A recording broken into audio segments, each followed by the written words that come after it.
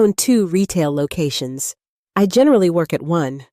So when I went to the other, an employee was unaware that I was the owner. She tried to accuse me of stealing from my own store, claiming that she was the owner. This is what occurred. Subscribe to Am I the Jerk on YouTube and click the bell to enable alerts. I founded a cell phone store with 3 of my buddies around 7 years ago. When I was about 19, we mostly repair phones, sell third-party contracts, and offer accessories such as screen protectors and covers. We wanted to expand as the business grew. So around 4 years ago, we opened a second location on the other side of town. It was a single corporation with 2 sites. I was the one who pushed for the new location's opening. So it was essentially my project. And I spent a lot of time there. After 6 to 8 months of running the new site, the business had stabilized and was on its own 2 feet. So I wasn't there 24 hours a day, 7 days a week. When one of my partners who ran the older store went on vacation, we agreed that I would work at the older site a couple days per week. While he was gone, the other partner who wasn't on vacation would open the store in the morning and spend a few hours with the employees before I arrived later in the day. When I arrived, one of my partners was on the phone in the back, speaking with one of our wholesalers. So I left him alone and went to walk around the store because I hadn't been there in a few years, and the time I had spent there was primarily 10-second visits for deliverers and such. This is where the narrative begins to become good. As I was glancing around, this chick began to watch me. If I walk from one end of the store to the other, she follows me, as if she is doing inventory. All I could think was, that's kind of weird. She was a new hire, so I had never met her before, but I'm guessing she recognized me or something, because there are pictures of me and my partners up in the back. So maybe she was just nervous about meeting the new boss. I was about to approach her and introduce myself when a client arrived who appeared to require assistance. I approached him and began speaking with him, but before I could respond, she interrupted the conversation with the customer and assisted him herself. After he went, she approached me and said, "I'm sorry, but I'll have to ask you to leave. You don't work here, and your sneaking around makes me quite uncomfortable. Please leave my store now." I said, "What the heck?" and told her who I was to see what she felt was going on. I asked her what she meant, and she answered, "I saw you when you came in, and I believe you had something in your pockets." She went on to say that she is the owner of this house and does not want any problems. She just wants me to leave so there would be no problems. She was saying all this around the time my partner got off the phone and overheard the end of the conversation. I was holding back the biggest grin, as was he. Then he approached us and said that I was one of the owners and her employer. Her cheeks flushed hot, and her entire demeanor altered quickly. This occurred around 2.5 years ago, and we still joke about it.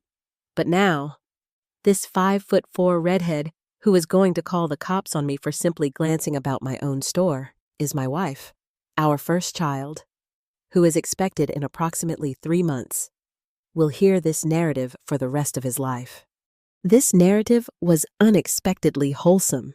It's not common that the person causing the friction in the situation marries the one telling the story. The funniest part for me is that this youngster will be sick of hearing this story over and over again for the rest of his life. Did you know that your mother thought I was stealing from my own store? She informed me that she was the owner. So tell me if you would marry the person who accused you of stealing from your own store down below.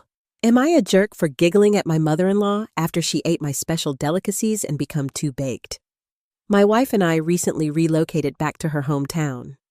We enjoy living in a major city, but we agreed when we married that if we wanted to create a family, we would relocate to a smaller town. It's not ideal, but I'm just 45 minutes from a theater and decent restaurants. It's not like we're in the woods. We live in Canada. Herb is completely legal here. I enjoy making herb butter and cooking with it. I cook brownies or fudge, which my wife and I both enjoy. She doesn't have much right now because she's breastfeeding. My wife requested we give her mother a key for emergency I disagreed. But I lost the vote, so we discussed it. And I stated I was fine with it. But just for emergencies. She wasn't supposed to use it to come over and clean or anything. Her mother agreed. And we gave her a key. She followed the rules for almost 2 months. My wife is spending the weekend in the city, visiting friends. She is only staying there because it is a 2-hour drive from that side of the city. I returned home last night to find my mother-in-law high as a kite in my living room. She felt that because my wife was out of town, I needed a home-cooked meal. One thing led to another, and she discovered some fudge. She was so overheated that all she did was stare at the television. Indica will do this to you. I called my wife and laughed hysterically. She is chastising me for allowing her mother to become so agitated and for laughing at her. My mother-in-law is currently napping in the guest bedroom. My wife's stepfather came to get her. But she isn't moving. We drank a couple brewskis and watched the Jays get hammered. She entered our home and ate my belongings without my permission. I'm not too upset. She is quite helpful and has always been courteous to me. I just find it humorous. But my wife calls me a jerk for laughing at her mother. A modest upgrade awaits us in the future. I just spoke to my mother-in-law. She knew exactly what she was consuming. She hadn't had any in a while and was expecting something more like Cheech and Chong, not the genetically engineered hybrid I purchased. So, am I a jerk? So the mother knew what she was eating as she ate it. He never mentions that the mother was dissatisfied with the consequence of what transpired. Only the wife appeared to be upset that the OP was laughing at the mother, which is a minor annoyance in the larger scheme of things. Until that minor update, I assumed that the mother ate it by accident, and perhaps part of the reason she's not offended is that she's more concerned with whether or not the OP was upset since she entered the house when she said she wouldn't and ate food without his consent. Please let me know what you think. Jerk or not a jerk? Why my parents have removed me from their will in favor of my sister. Is it wrong for me to feel furious over this? I am a 23-year-old guy, and my parents, 58 and 63, have removed me from the will in favor of my 26-year-old sister. I recently assisted my parents with some late spring cleaning and the disposal of a large amount of old junk when I found what I believe to be the most recent copy of their will. I didn't want to look at it, but when I moved it, I realized that the beneficiary area on the front only named my sister. Then, I knew it was a terrible thing to do, but I decided to read it. I'm not in it at all. My sister is named as the sole beneficiary. She will inherit the house, their life insurance policies, savings, car, and everything. They are hardly wealthy. But given how much property prices have increased since they purchased their home in the 1980s, this likely amounts to around $500,000 since they've always favored my sister over me, giving her more attention and so on. But I've never complained. She's a bit of a screw-up. And to be honest, she's needed the additional attention. I'm not going to lie. My financial condition is far better than my parents'. I'm engaged, and my partner and I make around £45,000 per year. With no children, my sister is a single parent with 2 children, a deadbeat dad, and no child support. She earns approximately £16,000 every year. I understand there is a significant discrepancy, and I wouldn't mind if they gave her a larger part to assist her out more. But leaving me with nothing feels unfair. While my fiancé and I earn more, we aren't exactly wealthy, and even if they only left me 20%, it would be more than enough to help me start saving for my own home. Obviously, all of this is hypothetical because they are both in excellent health and have a long life ahead of them. It just seems unjust that if they died tomorrow, my sister would be well, but I would be left with nothing. Am I correct to be upset about this? Should I confront them about it or not? I understand it's not my money, but she is a terrible daughter to them. Over the years, she has lied to them, stolen money from them and me, had to be bailed out, paid fines for illicit substance charges, and so on. She barely finished school. So while she is financially worse off, it is entirely due to her own actions. On the other hand, I visit them all the time and assist them with whatever they need. I attended university, which they had always wanted me to do, and I paid for it entirely on my own with no assistance. And it appears that they are punishing me while rewarding her for being such a failure. For further information, they have always had a parenting style of allowing me to make my own decisions. If I wanted something, I had to do chores and acquire a job to afford it. I don't mind. It's made me more responsible. My sister, on the other hand, was always given what she wanted and was never held to the same standards as I was. What shall I do? There is an update from the future. Thank you for your responses.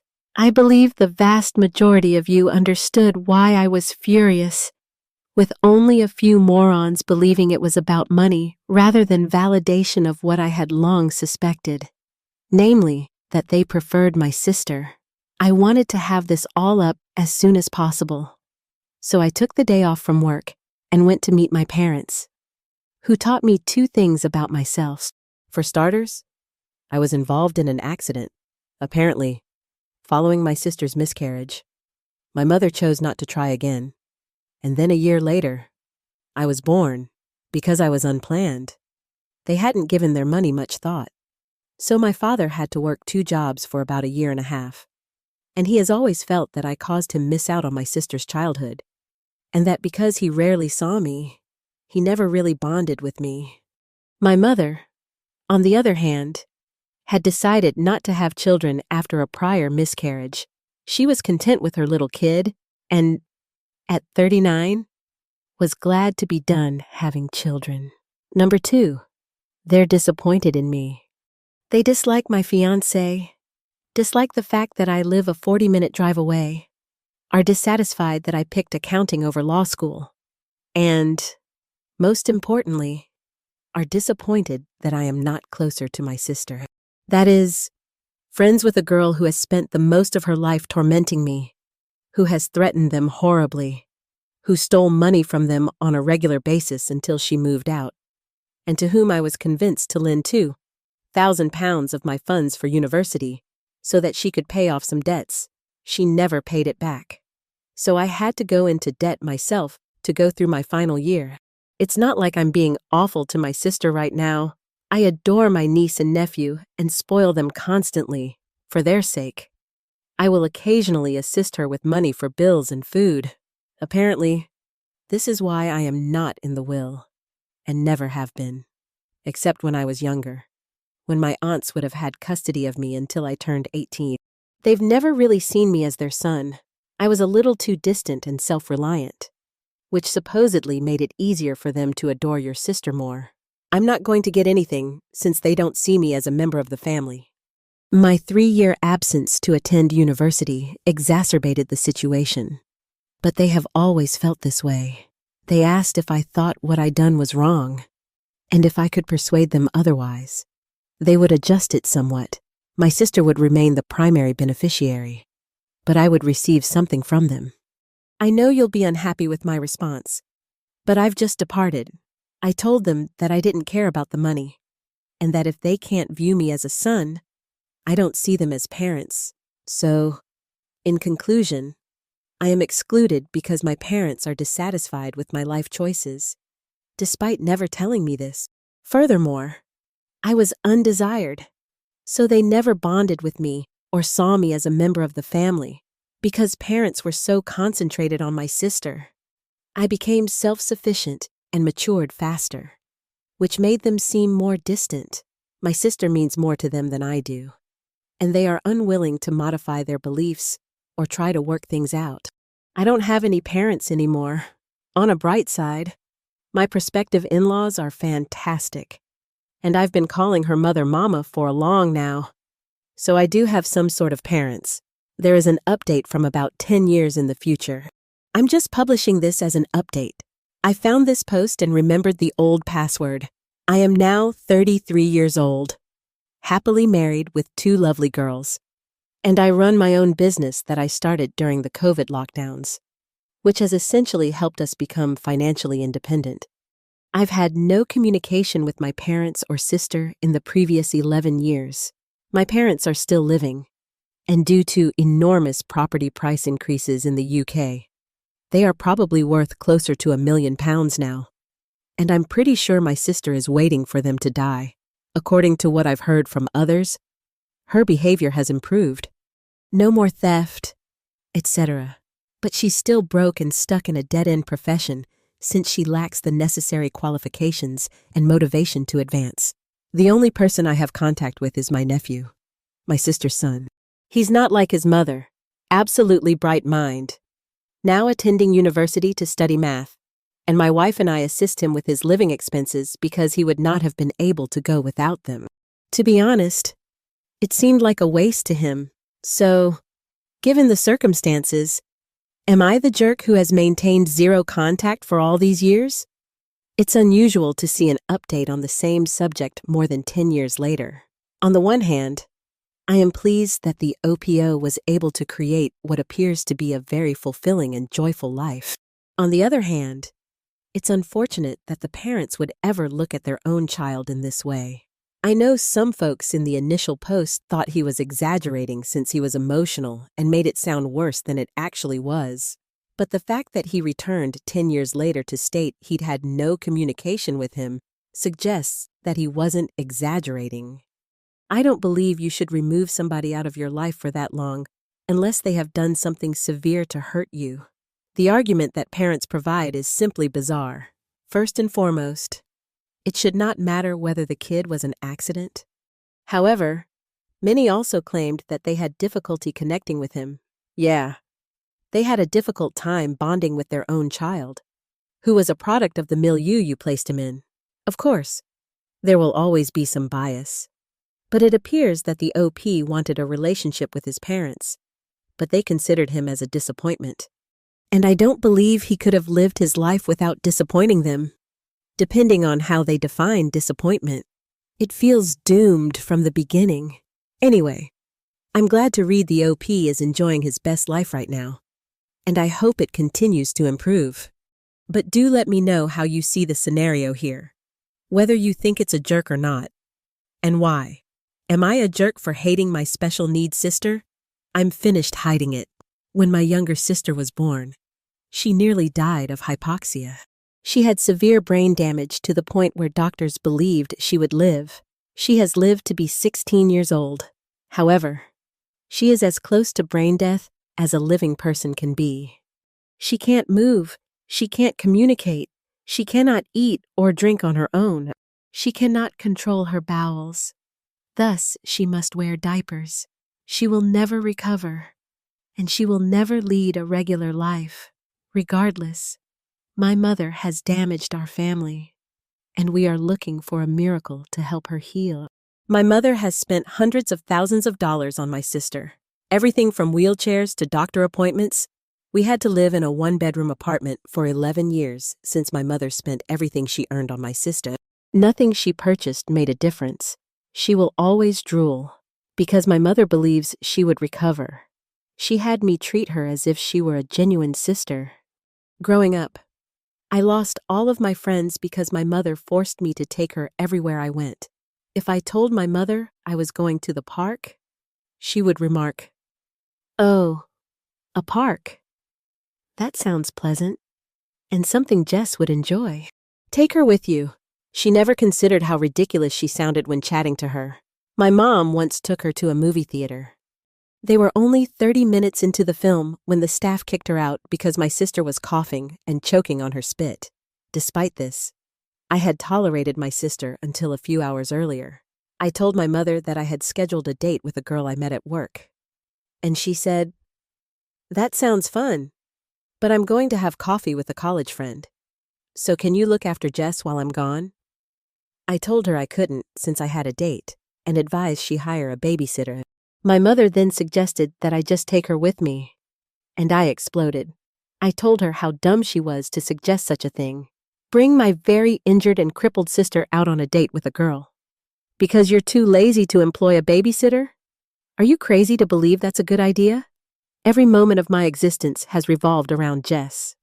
I am not meant to have a career or a family because I need to care for Jess once my mother dies. My mother even discouraged me from going to college since I would be unable to care for her.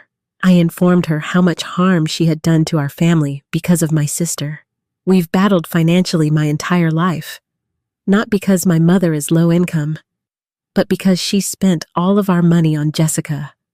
We drove a horrible 1996 Subaru Outback for years since my mother, quote, couldn't afford a new car. But she had no difficulty paying thousands of dollars to see a specialist who would tell her the same thing every other doctor did.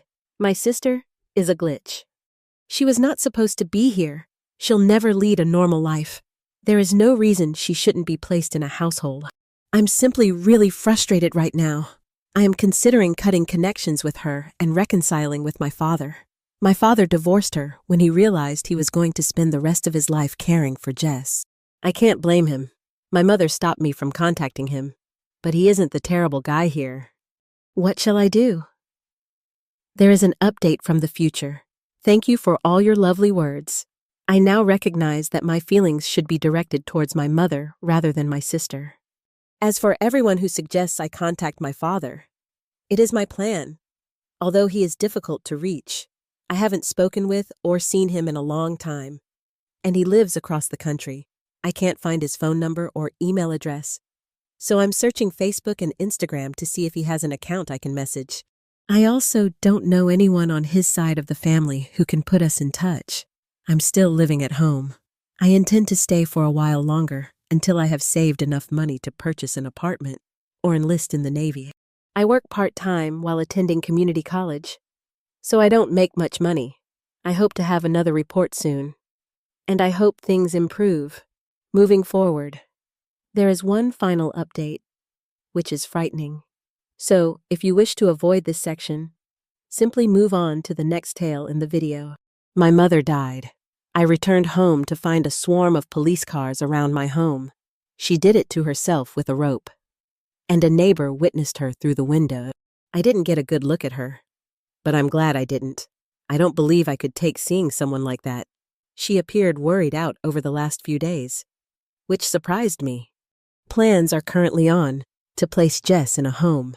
She will receive round-the-clock attention. I am not sure what stage of sorrow I am at right now. I have a place to stay for a while and am getting my finances in order.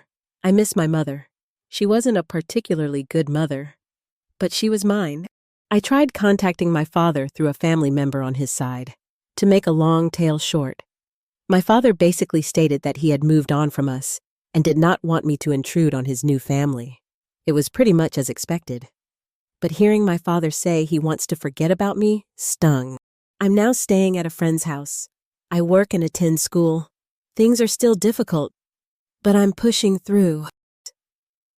Thank you for all your kind wishes. What shall I do? The finale was more darker and sadder than I had expected. There was certainly a lot going on in the mother's head that we never got to see. It's difficult to speculate on things like this without knowing, because it might be for a variety of reasons.